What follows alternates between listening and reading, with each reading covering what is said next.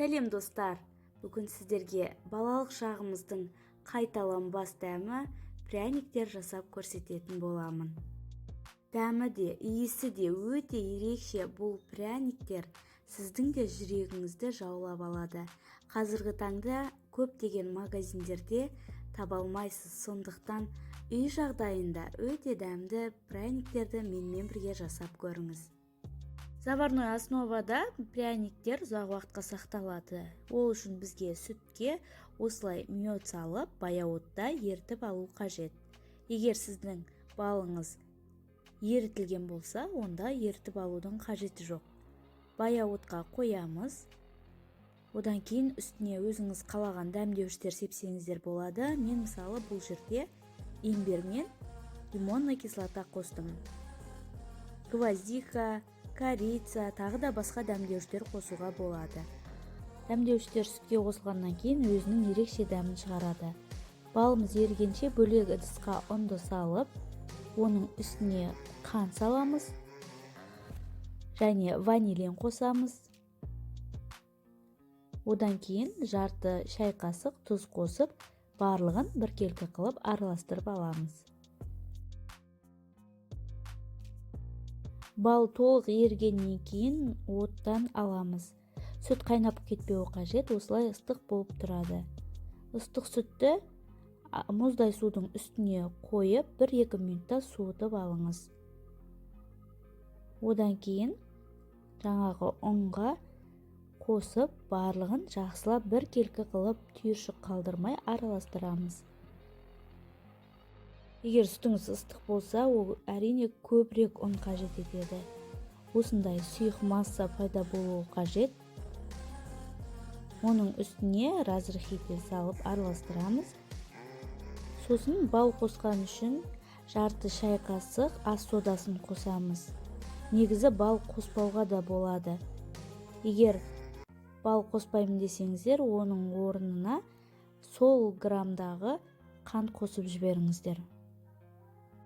Сұйық майды да осы жерде қосып жіберген жөн. Мен асығып жүріп ұмытып кетіппін, сіздер ұмытпаңыздар.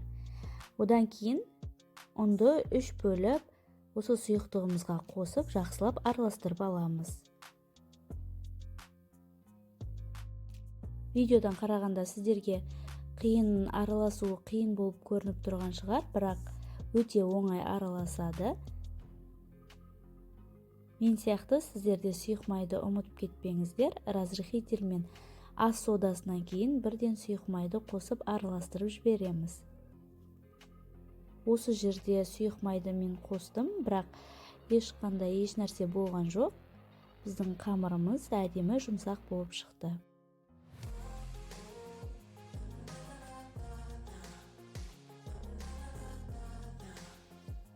Қамырымыз дайын болды. Оны осылай қолымызбен басып көрген кезде ешқандай жабыспайды. Яғни біздің қамырымыз жаюға дайын. Өзімізге ыңғайлы болу үшін бетіне кішкене ұн себелеп, жаятын жерімізге де осылай ұн себелеп, қамырдың бір бөлігін жайып бастаймыз.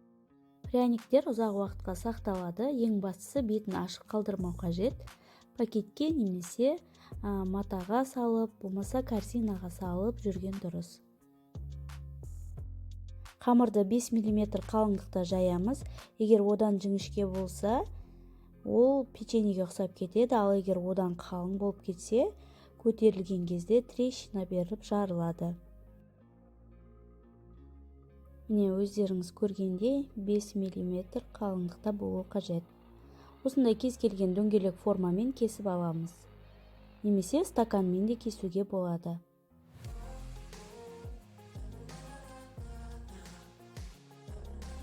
Бұл рецептпен жасағанда менде 35 дана пряниктер шықты. Егер бұдан кішірек қылып жасайтын болсаңыздар, одан да көп шығады. Барлығын кесіп алғаннан кейін осындай формаға пергаментный бумага төсеп, оның үстіне біртіндеп орналастырып аламыз.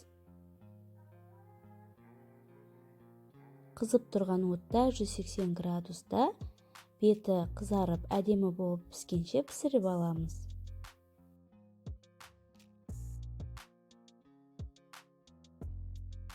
Пряниктер піскеннен кейін толық суытып алу қажет. Пряниктерimiz дайын, иісі өте керемет. Лимонный кислота негізі қай уақытта да ерекше иіс дәм береді. Глазур жасаймыз, ол үшін бізге сахарный пудра қажет 200 грамм. Оның үстіне осылай сүт немесе су қосуға болады. Бірінші 4-5 қасық сүт құйып, жақсылап араластырамыз. Әрине бұл аз болады. Тағы да кішкене сүт қосып, араластырып аламыз.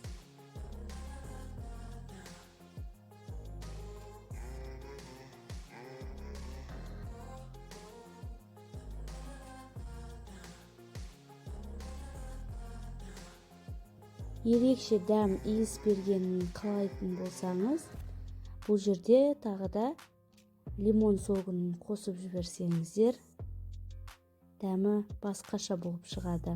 Мен өзім жақсы көрем, сондықтан лимон согын қосып, глазурды тағы да араластырамыз. Егер сүті азырақ болып жатса, тағы да құйып, сұйық консистенция шыққанша араластырып отырамыз. Менде бар жоғы 15 шай қасық сүт қосылды. Бізде глазур осылай болу қажет, қатты сұйық емес, қою емес, орташа. Одан кейін пряниктерімізді алып, осы глазурге малып аламыз. Вилканың көмегімен шығарып, қайтадан ыдысқа саламыз. Глазур жақ болғаннан кейін барлығын тегіс кептіріп аламыз. Мінекей біздің пряниктеріміз дайын, достар. Видеом сіздерге пайдалы болып жатса, каналыма тіркеліп, лайк басып, қоңыраушаны баса кетіңіз. Басқа да видеоларды қарап бағалап кетуді ұмытпаңыздар.